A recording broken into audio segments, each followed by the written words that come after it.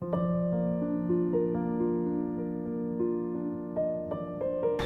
you all for being here today.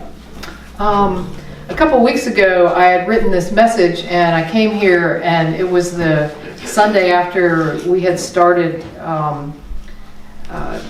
dropping bombs in Iran, and I couldn't give this message because I was distracted by whatever I talked about that week, which was I was just distracted. So I thought I would revisit that this message this week because I believe it's important. Renee and I went to a funeral a few weeks ago for an old boss of Renee's, and we know some of the people that still work there at the same company. She had great ties to that company. She did great work there, and so the Harrelson Mechanical is the name of the company, and Harvey Harrelson had passed away. And so we went to the funeral for that at the funeral home. I don't know if it was a funeral or a memorial service or a celebration of life. Even the pastor who spoke said he wasn't sure about what it was. And he gave a eulogy. He didn't know Harvey very well, but he gave a eulogy. And he also, after a song in between the eulogy, started preaching. And he started preaching from one of the Gospels and what Jesus said. And he said this. He said, when Jesus said, "I am the way, the truth, and the life, and no one comes to the Father except through me. And so you have to believe this. Believe in me and you will never die, and it's the only way." And he went on and on for a while, so much so that Renee and I were kind of squirming and looking at our watches, wondering what would be next, and getting kind of like this, squeamish about it, a little bit. He said that if you don't accept Jesus as the only Son of God, born and then die in order to free you from sin, then there's no other way. There's only one way. And I have to tell you, that's not what I believe. That's not what I believe. So I was kind of squirmy a little bit about that. And so when those things happen to me, what I'll do is say, well, what do I believe? What do I believe? And what I believe is there is this one cosmic pulse. There is this one God, and that's all there is, and all of us come from that. And we can never be separated from that. We can't be separated from that. And so there's nothing, there is no way, and there is certainly no one way. There is the living of the expression of God as you know God to be. That's what I believe. Now, you don't have to believe that, by the way. I think it's good for you to have an understanding what you believe about life. And because I don't have any proof of any of that. Neither did he have any proof of what he was believing. There's no proof about that. So what there is an understanding that I have about the truth of where we come from and how we are. And when I look at things that I read, like if the Bible or the Quran or the Tao Te Ching or the Bhagavad Gita or any other current prophet or spiritual person that's writing and trying to understand, I think it leans more toward what I'm understanding it to be. That there isn't one way. Even my mother is a practicing Catholic. I grew up Catholic. And I remember having a conversation with her one time, and she said, "Paula, how can it be in this world with the God that I know, how can it be that only Catholics are the ones that are going to make it to heaven?" She said, I just don't see how that can be, right? The curiosity about that and the understanding, even though she's a practicing Catholic, there's nothing wrong, okay? It's not about right and wrong. It's about being able to, curious enough to say, what is the truth here about this? What is the truth here about this? And like I said, when I sit with those different things, with those different writings and those different, whether it's Hindu or Buddhist or Baha'i or Christian or Jew or whatever it is, or Muslim, like it points toward this idea that we all come from one source and that we all are expression of that. And so there's not one way. We're not trying to get somewhere. This is what life is right here. So if that is the truth, I'm looking at this Bible interpretation, this Bible verse that he read, which when Jesus says, "I am the way, the truth, and the life." And I'm thinking, you know what? The whole Bible has been translated from the Aramaic language. The Aramaic language was the language that Jesus spoke before the Common Era. It's an old, ancient language. And I'm just thinking that maybe there's not a word-for-word translation into our current English language. I'm thinking maybe there's some ancient idioms and ideas and ways that they lived that infiltrated that language, that were there, some meanings and things, and it's not a one-to-one translation. I don't believe that. How could it be? How could it be? Even into Hebrew and even into Latin and all these, like, how can it be? I don't think there's a one-to-one translation. So I was thinking, what if there was just a few words missing from that translation? What if there were just a few things that were a little bit different? And so I thought, what if Jesus was actually saying, I am showing you the way, I am teaching you the truth, and I am showing you how to live your life. Everybody who comes here comes from the same place, the Father. Like, what if he was saying that? What if he was saying, and when I think about what he taught, the stories in the Bible, the parables, the things, it seems like it was leaning in that direction. It seems like he came here to let us know, hey, you've heard it said this, but I want to tell you something different. You know, it seems like he was trying to teach us something rather than to tell us there's one way to get where, I don't know. He was trying to do that is what I think. I don't think he tried to come here to try to control us or to demonstrate control. I don't think, like, this is the way, this is the only way, and it's the way because I say it's the way. You know, not Jesus, but me, like, because I say it's the way. I don't think so. I think he taught the opposite way. I think he taught encouraging us to be free from the patriarchy and the hierarchy of the time. Right? I think that's what he did. And I think he was rocking the boat exactly that. That's why he got himself in trouble. That's why he knew, in my interpretation, and everybody interprets, so please, if this is not your thing, figure it out for you, right? But I'm thinking that's why he knew that they were after him. That's why he knew he was short-lived, because they didn't like it. They didn't like that he was empowering the people. He was empowering people like me and you to see something different. That we didn't have to go through some hierarchy here on the planet. That we came from the divine and we are an expression of the divine. And here's how you practice that. See, I think that makes sense to me. That makes sense when I look at his teaching. He was here to disrupt that power structure. He was here to do that. He didn't care about the power structure. He was here to do one thing, and he did it beautifully. I think that's why we're so drawn to some of us are so drawn to his teachings, is he never swayed from that. Even when he was confronted head on, he didn't sway from his mission and why he was here. Like, that was his thing. That was what he was here to do, and he was not going to let anyone dissuade him from that path. Right? That's why I think he's such a powerful teacher. He didn't care. And he didn't come to build some building somewhere that everybody could come. And you can say, Paula, maybe you're using some of his words word for word, and some of you're saying different than this. What I'm trying to do is make sense of it for me. And when he said, follow me, it makes sense with his teachings. He didn't say, worship me. He didn't say, give me money. He didn't say, let's build a building so that everybody comes and they can pay homage to me. He didn't apparently do that. He said, do these things I do. Let me show you the way. Let me teach you the truth. Let me show you how to live your life. Let me read you from the book of Matthew, what he says. Jesus would,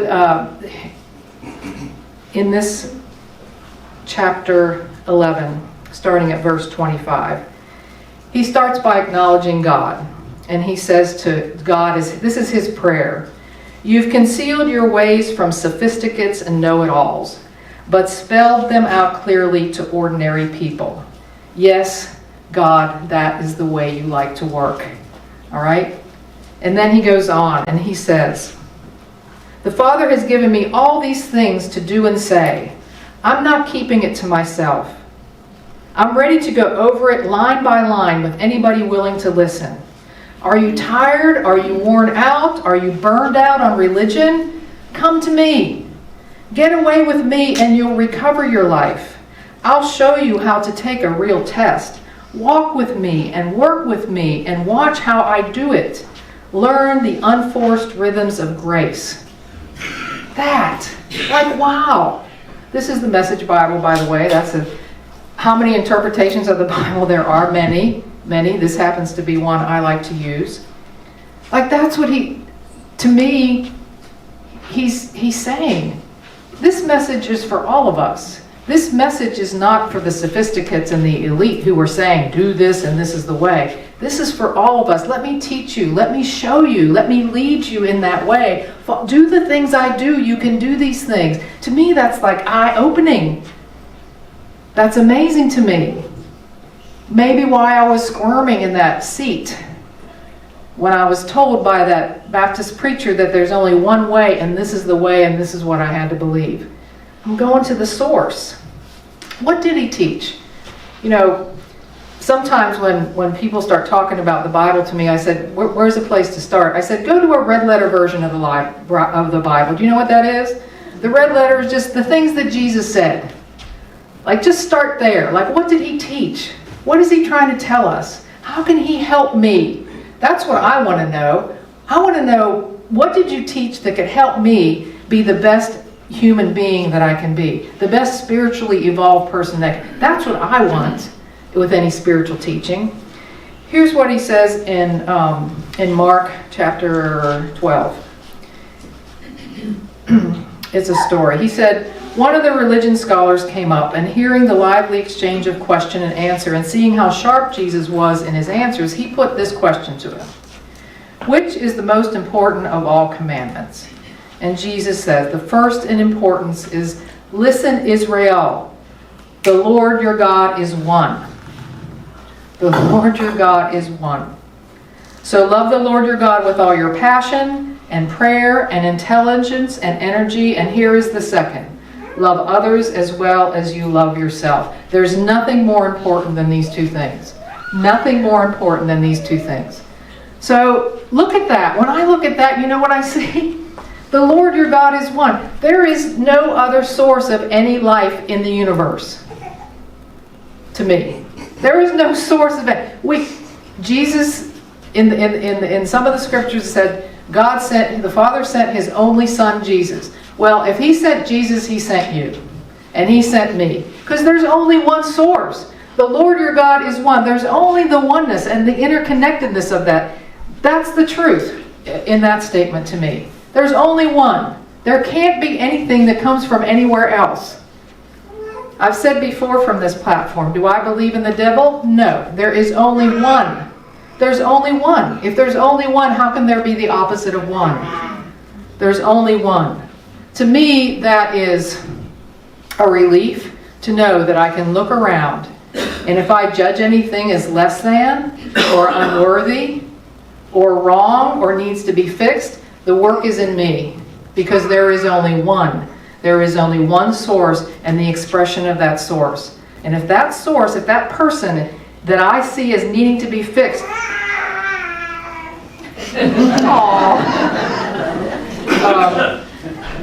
if I see that person as needing to be fixed, the work is in me. The work is in me to see that there is only one. There is only one. There is only one source of everything. The other thing that he says in that passage is, live your passion. To me that says, live according to the gifts that you came here with. Live according to your gifts. Not her gifts or his gifts or anybody else's gifts, but your gifts. Live passionately. Live, grow, and learn and live. That is how you honor this, what I call the cosmic pulse of life. That is how you honor the life that you have. Right? Mary Oliver says, what is it that you will do with this wild and precious life? Like that. What will you do with this wild and precious life? With this amazing life? With the passion that you have. Not the person down the street. Not anybody else. You coming from the one. What is it that you will do to honor the life that you are given? The life that you are here to live. Like, wow. That. And the other thing he says is pray. You know, Jesus demonstrated that a lot in his life. He's teaching all these people and he says, hey guys, I got to get in this boat and get out of here. I need a rest, right? He goes across the sea to the other side saying, I need a break. He goes in the garden. What does he do? He gets in nature is what he does. He goes into the Garden of Gethsemane before he's going to be arrested, to be by himself, to connect with the divine that he knows is there, that he calls Father. Whatever your name for that is. How often do we do that? Go into the stillness to connect. To connect. This is his teaching. This is the teaching. Go into the stillness and connect. To be there with the one. To be there with the one. To know that that unseen exists for you. Like, that's the teaching. And then the second commandment, don't keep it all for yourself. Love one another. Share what it is that you have with other people. You can't just make it all for yourself. I mean, how would that work? You know, we're here for each other, he's saying. Love the Lord your God, the one. By honoring the passion and the gifts that you are here to give. Pray to connect to that and then share it all. Give it away. Give it away freely and generously. Why not? Why not? You were given it freely and generously. Whatever it is. Whatever it is. There is nothing too small. There is nothing too small. Nothing. I don't believe. I don't believe that. This one-way thing, I don't get it. You know, what I get is no fear, no judgment. Live this life in honor of the gift that it is to me and to each other. That's what it's about. I follow on social media Jim Palmer. He's an ordained minister, an author, an activist, a speaker, a spiritual director, and a leading figure in the non-religious spirituality movement. He received a master's degree from the Trinity Divinity School in Chicago and served several years as a Christian pastor. And in 2000, he left the profession to begin chronicling his journey to shedding religion to find God. Shedding, same thing Jesus said. If you want to get away from religion, come follow me. I'm here to break those bonds. Here's what Jim says. What if the only questions that matter are, how do you treat people when belief offers you cover? How do you handle power when no one is watching? How do you respond to suffering when it costs you something? And how honest are you willing to be about yourself? Ay, ay, ay. Questions for a lifetime. Questions for an examined life. He says Christian religion says believe in Jesus, but what if Jesus didn't come to be believed in? What if he came to dismantle the very religious machinery now built in his name? Amen. Yeah, what if? What if? And what if the most heretical idea of all of this is no one is coming to save us? There is no cosmic cleanup crew. There is no divine bypass around responsibility. This life is not a test. This world is not a waiting room. Meaning is not assigned. Redemption is not outsourced. We are it. We are it. And the future of spirituality will not be decided by those who defend religion, but by those willing to outgrow it.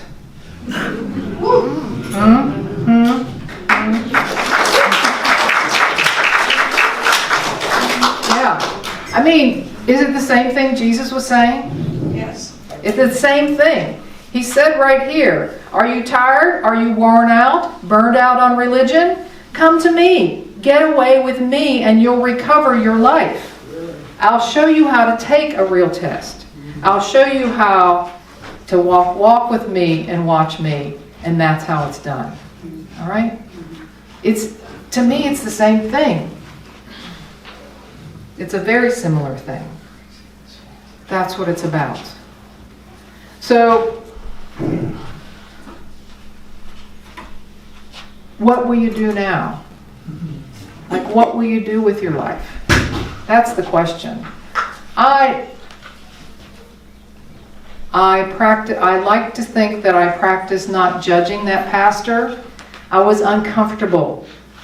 So when I'm uncomfortable, it's a call for me to examine me, not examine him. He's got his own thing. He came here from the same source that I came from, the same source that you came from.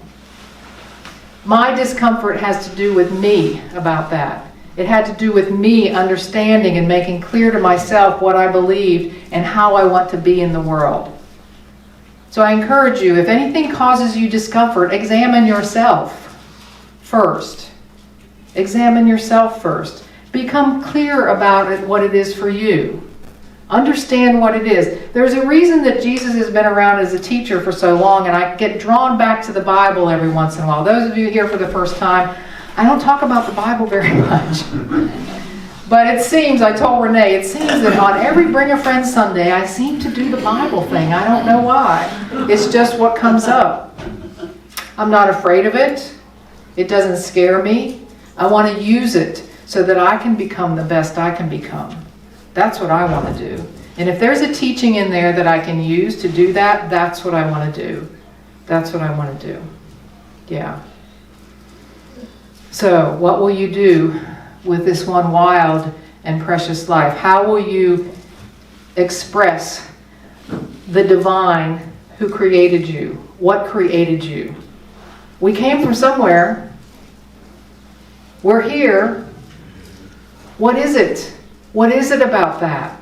What do I choose about that? It's important. Don't think it's not important. That's the other point I wanted to make somewhere in there. Don't think it's not important. Don't think it doesn't matter because I only have this small little thing, or I only have this much money, or I only know this many people, or I don't have the body for this, or my hair is this color. I mean, all the excuses we use. It's important. It's important that you're here. You wouldn't be here if it wasn't important. That's my belief. Believe what you want. I believe you wouldn't be here unless it was important that you're here. For yourself, for this world, for this state, for this country. It's important for you to be here, to live your passion, in your way, connected with the divine. Have you heard enough? I think that's probably enough. That's probably enough. Let's take a deep breath and let's take this into meditation for a moment. I'm just going to say that there is not one way. That I believe that the teachings of the great sages, of the great teachers of all traditions, when you read beneath the rules, when you read beneath to their core message,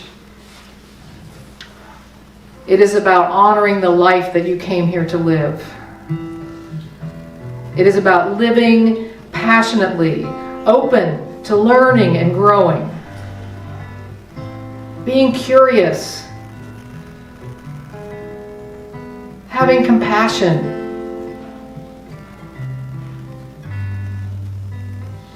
It's about loving one another in the unique and essential way that we are here to do it. Unique and essential. I am essential. I want you to know that you can say that. Looking in the mirror, brushing your teeth, whatever. I am essential. What I have to offer is essential. It's important. It's an expression of the divine. I came here from the same place the great sages and philosophers came from, in all traditions. The same place, the same one. And what I have to share is important. And so let me sit for just a few minutes and acknowledge that life in me, in my unique and essential nature.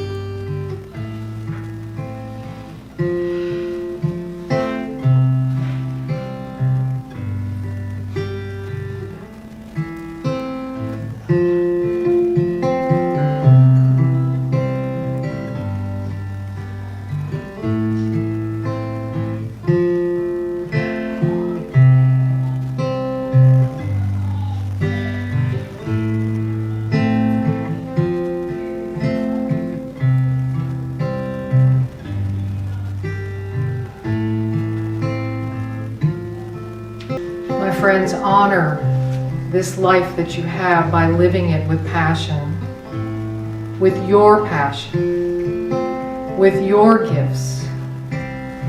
Honor life by living it in integrity. Pray often. Set a time to be still,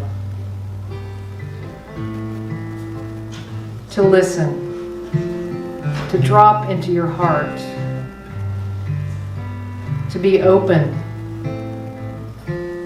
to that unseen power that lives you and breathes you. Let it guide you. And then don't be stingy. Share it. Climb to the mountain and let someone know, yes, share it. Love one another.